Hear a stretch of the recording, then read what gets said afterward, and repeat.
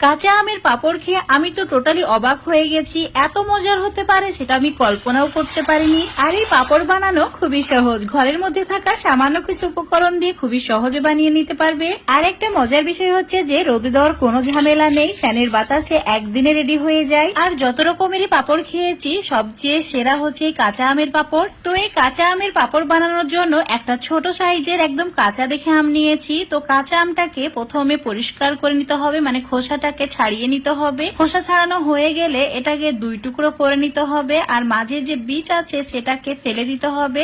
আর এরই সঙ্গে আমের যে শক্ত অংশ আছে সেটাও কেটে বাদ দিতে হবে। তারপর ছোট ছোট টুকরো করে নিতে হবে। এবার একটা কাপের মাপ করে 1 কাপ সাবুদানা নিতে হবে, আর এই সাবুদানা জলের মধ্যে দিয়ে ভিজিয়ে রেখে দিতে হবে 10 মিনিটের জন্য।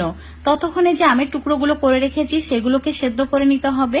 চুলোর উপর একটা ফ্রাই প্যান নিয়েছি, 1 কাপ জল অ্যাড করে দিলাম, আর চুলোর ফ্লেমটা মিডিয়াম করে রেখেছি। জল ফুটতে শুরু করলে অ্যাড করে দিতে হবে কেটে রাখা আম। তারপর 5 মিনিট অনবরত নাড়াচাড়া করে রান্না করে নিতে হবে। 5 মিনিটের মধ্যে আমের টুকরোগুলো সেদ্ধ হয়ে যাবে, আর এইভাবে হাতা বা খুন্তি দিয়ে ম্যাশ করে নিতে হবে। এবার চুলোটাকে অফ করে ঠান্ডা হওয়ার জন্য রেখে দিতে হবে। এবার 10 মিনিট পর সাবুদানা চেক করে দেখে নিচ্ছি ভিজেছে কিনা। একদম পারফেক্ট ভাবে ভিজেছে। 2-3 বার জল পাল্টে ধুয়ে নিয়েছি, তারপর একটা ছাকনা দিয়ে ছেঁকে নিয়েছি।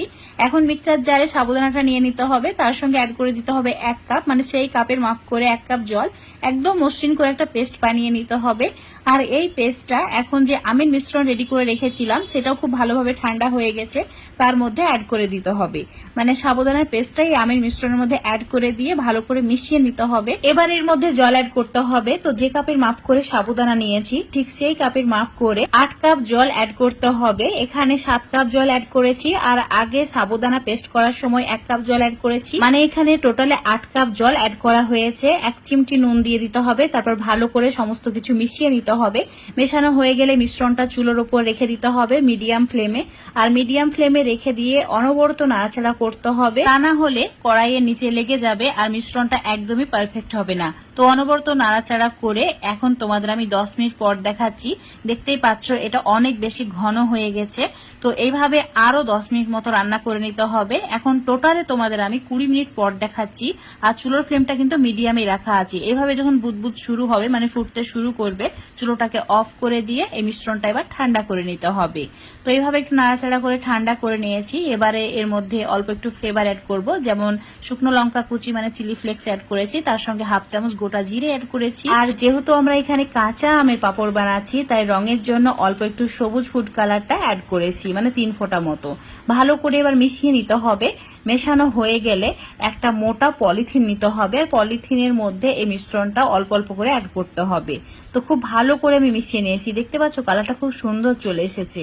ঠিক এইরকম কালার নিয়ে আসতে হবে। যদি তোমরা ফুড কালার না দিতে চাও না দিলেও হবে, কোনো প্রবলেম নেই, এতে স্বাদের কোনো পরিবর্তন হয় না। আর তোমরা যদি কোনো পাতলা পলিথিনের ওপরে পাঁপড়গুলো দাও তাহলে অবশ্যই পলিথিনের ওপরে অল্প একটু তেল ব্রাশ করে নেবে, তাহলে খুব সহজে পাঁপড়গুলো উঠে আসবে। তো এইভাবে পাঁপড়গুলোকে রেডি করে নিতে হবে। অল্প অল্প মিশ্রণ দিয়ে পাঁপড়গুলো রেডি করে নেবে, তারপর ফ্যানের বাতাসে রেখে দেবে। পাঁপড়গুলো দেওয়ার পর সারা রাত্রি ফ্যানের বাতাসে রেখে দিয়েছিলাম। এখন তোমাদের সকালবেলায় দেখাচ্ছি। দেখতেই পাচ্ছ কত সুন্দরভাবে পাঁপড়গুলো একদম শুকিয়ে গেছে। তো 10 থেকে 12 ঘন্টা যদি ফ্যানের বাতাসে রেখে দেওয়া হয় খুবই সহজে পাঁপড়গুলো রেডি হয়ে যায়। একদম ট্রান্সপারেন্ট হয়েছে, আঙুলগুলো দেখা যাচ্ছে এতটাই পাতলা হয়েছে। এখন এই পাঁপড়গুলো ভেজে খাওয়ার জন্য একদমই পারফেক্ট। যদি তোমরা স্টোর করে রাখতে চাও 1 বছরেরও বেশি স্টোর করে রাখতে পারবে, কিন্তু হালকা একটু রোদে দিয়ে তারপর এয়ারটাইট কন্টেনারের মধ্যে ভরে রাখবে, তাহলে যখন বের করে ভাজবে ঠিক এইভাবেই ফুলে উঠবে আর একদমই পারফেক্ট ভাবে ভাজা হবে।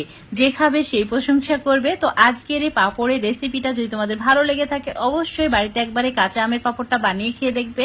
সত্যি বন্ধুরা, একবার খাওয়ার পর তোমরা প্রত্যেক সিজনে বানিয়ে রাখবেই। তো আজকের রেসিপি ভালো লাগলে লাইক শেয়ার কমেন্ট করে দেবে। ফেসবুক পেজ থেকে দেখলে পেজটাকে ফলো করে নেবে, ইউটিউব থেকে দেখলে চ্যানেলটাকে সাবস্ক্রাইব করে রাখবে আরো এরকম রেসিপিগুলো পাওয়ার জন্য।